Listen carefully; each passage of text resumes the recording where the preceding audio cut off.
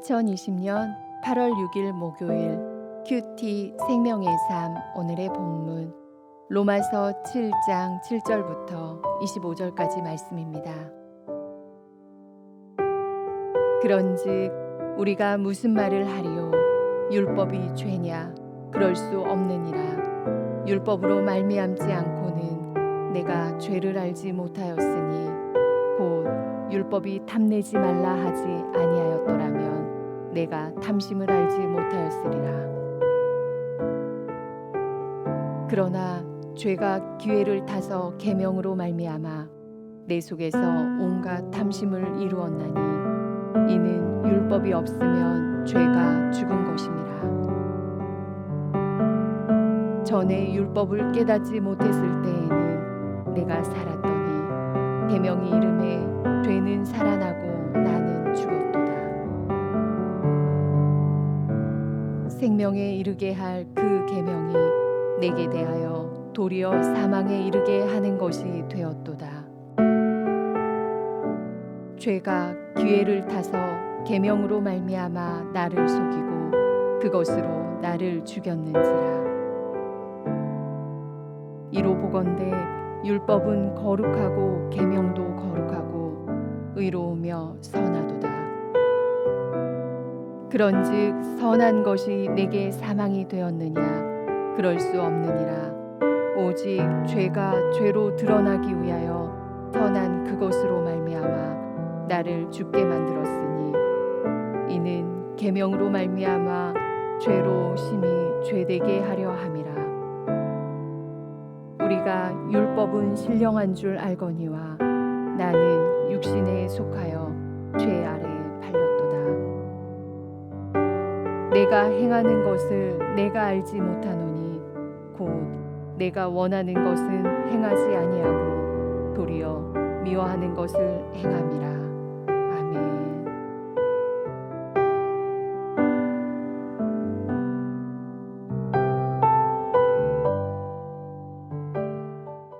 여러분, 믿음 좋은 사람은 절대 신앙이 흔들리지 않을까요? 하나님의 큰 능력을 체험한 사람은 결코 낙심하지 않습니까? 결코 그렇지 않습니다. 아무리 믿음이 좋은 사람도 세상을 살아가는데 갈등이 있기 마련입니다. 그래서 우리는 넘어지기도 합니다. 구약 열왕기상에 보시면 갈멜산에서 하나님의 선지자 엘리야가 바알의 선지자 450명과 싸워서 승리하는 모습이 나옵니다. 이때 엘리야의 모습은 당당하고 그 누구보다도 자신감에 넘쳤습니다. 그런데 그 일이 있고 난 후 아합의 아내 이세벨이 이를 갈면서 엘리야를 죽이겠다고 나옵니다. 그때 엘리야의 모습이 어떠했습니까?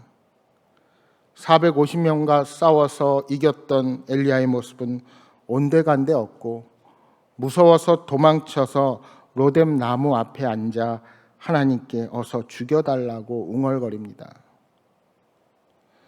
상식적으로는 도저히 이해가 가지 않는 행동입니다. 도대체 이것이 엘리야의 모습입니까? 그런데 바로 이것이 엘리야의 모습이요, 아니 오늘을 살아가는 우리 인간들의 모습입니다. 아무리 믿음이 좋은 사람이라 할지라도 흔들리고 낙심할 수 있습니다. 오늘 우리가 읽은 로마서 7장 바울의 고백, 그것이 바로 바울의 이러한 내적으로 이루어지는 갈등이요, 내적인 마음 안에서 일어나는 전쟁입니다. 히브리서 12장 4절 말씀에 보시면 그리스도인의 내면의 전쟁터에 대해서 이렇게 표현하고 있습니다. 너희가 죄와 싸우되 아직 피 흘리기까지는 대항하지 아니하고. 싸움을 앞둔 군인들의 전이 상실보다 더 큰 비극은 오늘을 사는 기독교인들이 자기 내면에서 벌어지고 있는 전쟁에 대해서 무관심하다는 사실입니다. 더러는 자신의 내면에서 일어나는 죄의 문제로부터 관심을 갖지만 그 싸움의 준비가 철저하지 못합니다. 우리는 육신에 속해 죄 아래 있던 사람들입니다. 따라서 우리 안에는 늘 갈등이 생기기 마련입니다. 그 갈등이 무엇일까요? 우리가 해야 하겠다고 마음먹은 일은 하지 않고 오히려 해서는 안 된다고 생각하는 일을 하는 그러한 갈등입니다. 죄가 우리 안에 거하면서 우리를 조정하여서 우리가 원하는 선은 행하지 못하게 하고 오히려 원하지 않는 악한 것은 행하도록 우리들의 육신을 이끌어 가고 있는 것입니다. 복음을 받아들인 성도로서 마음으로는 하나님의 길을 가고 싶어 하지만 실제로는 죄를 많이 짓고 살아가는 것이 오늘 우리의 현실인 것입니다. 14절의 바울의 표현대로 우리 육신은 죄에 팔려 죄의 지배를 받는 존재인 것입니다. 죄가 우리 안에 도사리고 있어서 내가 원하지도 않는 악한 일들을 내 육신을 이용해서 성취하는 것입니다. 18절 19절에 이렇게 말씀합니다. 내 속 곧 내 육신에 선한 것이 거하지 아니하는 줄을 아노니 원함은 내게 있으나 선을 행하는 것은 없노라. 내가 원하는 바 선은 행하지 아니하고 도리어 원하지 아니하는 바 악을 행하는도다. 선한 일을 하고 싶지만 그것을 실천할 수 있는 능력은 없는 것이 우리의 현실입니다. 이렇게 원하는 선한 일은 하지 않고 미워하는 악을 행하고 있으니 결국 악한 일을 하는 것은 우리 안에 존재하는 죄라고 볼 수밖에 없습니다. 바울은 이러한 내적 갈등에 대해서 묵상하다가 우리 내면에 실질적으로 존재하는 두 영적인 실체를 발견합니다. 그것이 바로 하나님의 법과 죄의 법입니다. 우리 속사람은 하나님의 법을 즐거워하지만 우리 지체에는 또 다른 죄의 법이 있어서 하나님의 법과 싸웁니다. 선을 행하기 원하는 우리에게 악이 함께 있다는 것을 인정하는 것이 우리 존재에 대한 정직한 인식인 것입니다. 그렇습니다. 우리는 겉으로 제법 그럴싸한 모습으로 살아갈 수 있습니다. 하지만 우리 안에 거하는 죄의 속성을 가릴 방법은 없습니다. 아무리 선한 일을 많이 하는 것처럼 보여도 우리는 누구나 본질상 죄인입니다. 아직도 우리 안에는 옛 모습의 죄가 남아 있습니다. 이러한 두 마음을 품고 살아가는 현실이 얼마나 우리를 괴롭히는지 잘 아실 것입니다. 율법을 지키고 행함으로써는 절대로 의롭다함을 얻을 수 없는 이유가 바로 여기에 있습니다. 오직 예수 그리스도를 믿음으로써 의롭다함을 얻고 구원을 받으며 하나님과의 올바른 관계를 맺을 수가 있는 것입니다. 따라서 성화의 문제, 즉 예수 그리스도를 믿고 거룩하게 되어가는 것도 내 스스로의 몸부림과 발버둥으로 노력해서만 되는 것이 결코 아닙니다. 거기에는 바로 우리 성령님의 도움이 필요한 것입니다. 그래서 우리는 본문의 바울의 고백에서 위로를 받을 수가 있는 것입니다. 24절 25절입니다. 오라 나는 곤고한 사람이로다. 이 사망의 몸에서 누가 나를 건져내랴. 우리 주 예수 그리스도로 말미암아 하나님께 감사하리로다. 그런데 내 자신이 마음으로는 하나님의 법을 육신으로는 죄의 법을 섬기노라. 바울은 죄로 인해 절망스러운 인간의 모습에 탄식합니다. 우리는 바울 사도도 이렇게 죄의 문제로 갈등하고 고민했다는 사실에서 위안과 용기를 가질 수가 있는 것입니다. 여러분, 사도 바울의 고백을 보면 초기 그의 서신서에는 자신을 소개할 때 사도 중에 작은 자 바울이라고 고백을 합니다. 그런데 은혜를 더 경험하고 나서 쓴 서신들에는 오히려 나는 죄인 중에 괴수라고 고백한다는 사실입니다. 정말 그가 죄인 중에 괴수라면 우리는 뭐라고 내 자신을 고백할 수 있겠습니까?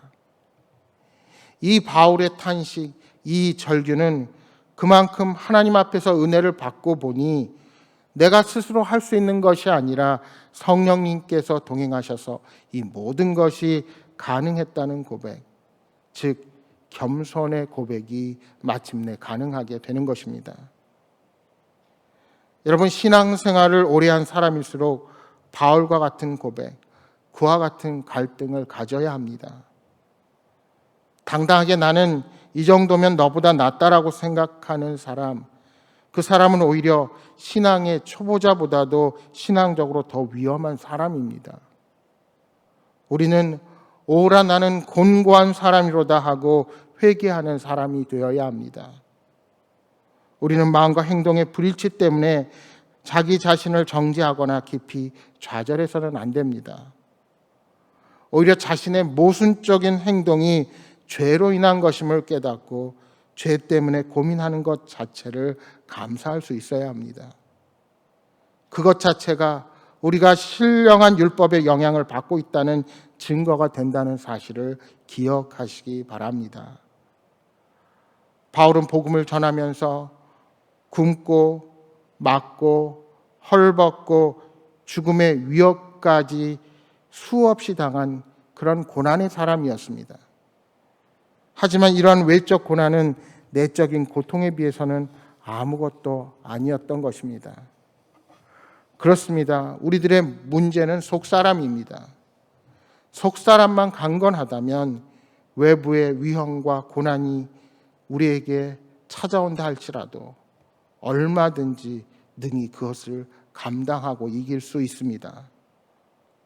이 속사람이 죄와 사망에서 구속받을 방법은 오직 예수 그리스도를 통한 하나님의 은혜밖에 없습니다. 결국은 해답은 하나님께 있습니다. 바라기는 바울처럼 하나님께 감사드리고 예수 그리스도를 통해 주어지는 구원을 의지하시기 바랍니다. 그리스도 안에서 구원받은 우리는 그분이 주시는 힘으로 날마다 죄와 싸워 이길 수가 있습니다. 이것이 참된 승리의 비결입니다. 사랑하는 여러분, 오늘 하루도 사망의 몸에서 우리를 건져주신 주 예수 그리스도와 동행하는 복된 하루가 되시기를 주님의 이름으로 간절히 축복합니다.